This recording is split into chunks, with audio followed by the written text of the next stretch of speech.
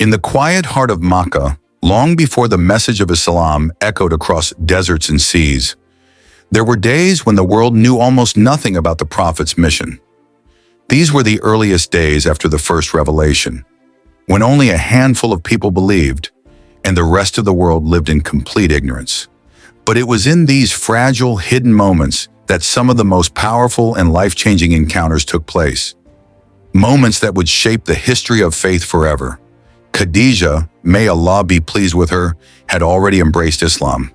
But in the same household, a young boy was being raised under the personal care of the Prophet Muhammad, peace be upon him. His name was Ali ibn Abi Talib, barely 8 or 10 years old at the time. One day Ali entered the Prophet's home and saw something he had never witnessed before. The Prophet Muhammad, peace be upon him, and Khadijah standing in prayer. Confused, he asked, "What is this that you are doing?" The Prophet explained gently, "Ali, this is the command of Allah, the worship of the one true Lord. Those who bow to idols are committing shirk, associating partners with Allah." Ali listened silently, then replied, "I have never heard anything like this before. Let me ask my father first. Then I will tell you my decision." As he turned to leave, the Prophet, peace be upon him, advised, "If you do not accept this yet, at least do not speak of it publicly." But not even a full day passed before Ali returned and said, "Yesterday, you told me something. What was it again?" When the Prophet repeated his words, Ali lowered his head and declared his faith on the spot. Far away, a merchant from Iraq named Afif was visiting Makkah. Near the Kaaba, he witnessed something unusual and unforgettable. Standing with Abbas, the Prophet's uncle, he saw a man praying alone. Soon a woman joined him, and then a young boy. Afif asked, "Who is this man?" Abbas replied, "This is my nephew Muhammad. That boy is my brother's son, Ali, and the woman is his wife, Khadijah."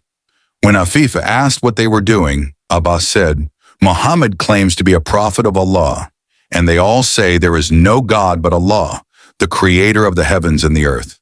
Afif would later recall that his forefather, who had seen this scene, would often weep saying, "If only I had accepted Islam that very day when I saw Muhammad in the Kaaba for the first time." In those days, short but powerful chapters of the Quran, like Surah At-Takwir, were being revealed, verses so moving they shook hearts to their core. The Quraysh already knew about the Prophet's claim, but they dismissed it, thinking it was just a small circle of thinkers discussing lofty ideas. They had no idea Allah had a far greater plan. One night, a man in Makkah, Khalid ibn Sa'id ibn al-As, had a terrifying dream. He saw himself standing at the edge of an endless fire. His father was behind him, pushing him into the flames, while Muhammad, peace be upon him, whom he had seen before in Makkah, was pulling him back to safety. He awoke drenched in sweat and rushed to the Prophet to ask about his message.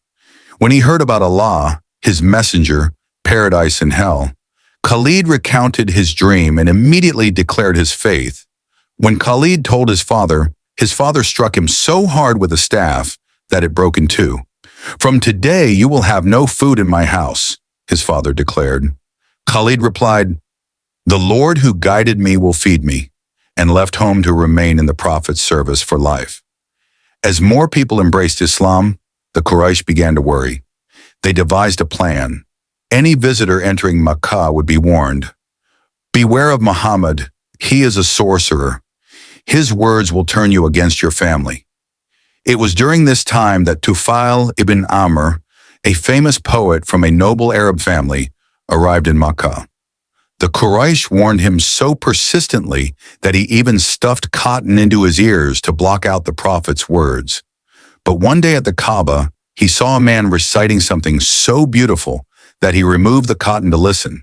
He told himself, "I am a poet. I can judge words for myself.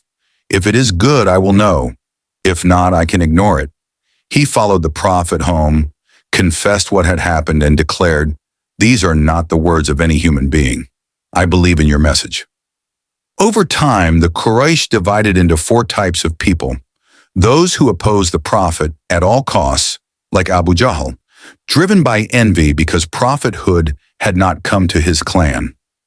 Those who were disbelievers but occasionally listened, like Al-Walid ibn al-Mughira, who admitted the Quran was unmatched but was manipulated by Abu Jahl into speaking against it. Those who respected the Prophet due to family ties and later accepted Islam, like Abu Sufyan.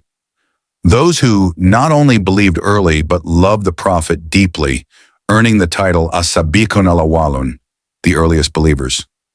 Some opposed out of pure arrogance. Others resisted, but were secretly moved by the Quran's beauty. Still others, like Abu Sufyan, respected the Prophet even before they became Muslim. And then there were seekers, people whose hearts were restless for the truth, like Abu Dar al-Ghifari.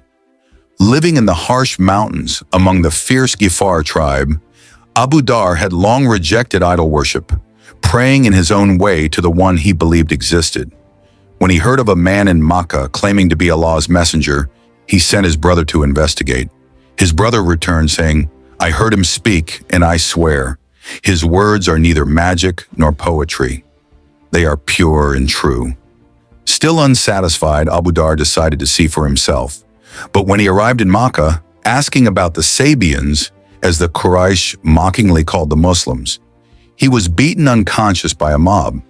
When he awoke covered in blood, he washed himself at Zamzam and stayed nearby, drinking only from its water for days. One day, a kind man noticed him and offered food. This happened 3 days in a row before the man finally asked why Abu Dar had come. Swearing him to secrecy, Abu Dar revealed his purpose. In some narrations, that man was Ali ibn Abi Talib. In others, Abu Bakr as-Siddiq. Whoever he was, he kept his promise and arranged for Abu Dar to meet the Prophet. The meeting would change Abu Dar's life forever.